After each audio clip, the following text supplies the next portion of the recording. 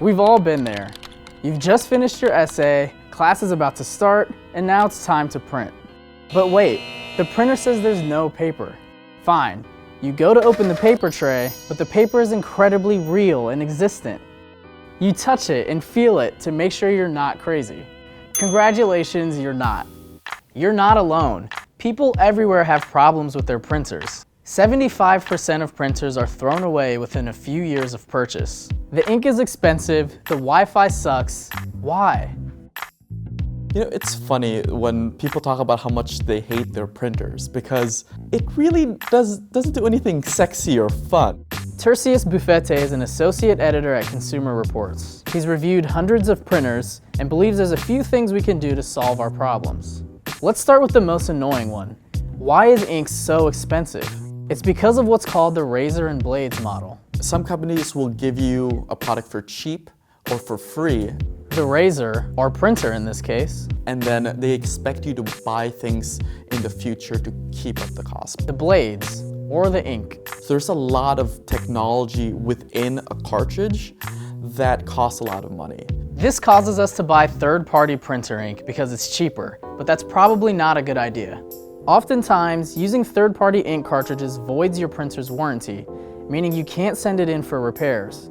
Also, some brands can recognize when the ink isn't their own and give you an error message. Don't worry, there are cheaper and simpler alternatives. For example, you could buy an EcoTank or reservoir type printer. Instead of expensive ink cartridges, they use small refillable ink bottles. These bottles cost about $12 each and can last up to 2 years. In the meantime, make sure you're printing at least a couple pages a week. This ensures that your ink cartridges won't dry up.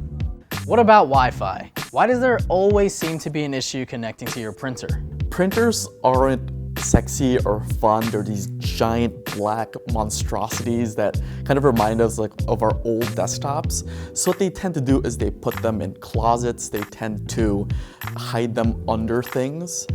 And that creates connectivity issues with your router. For a stronger connection, put your printer closer to your router.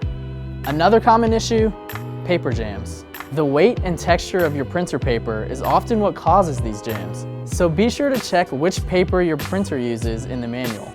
But let's say you don't even have a printer or you're looking to buy a new one. How do you know which one is right for you?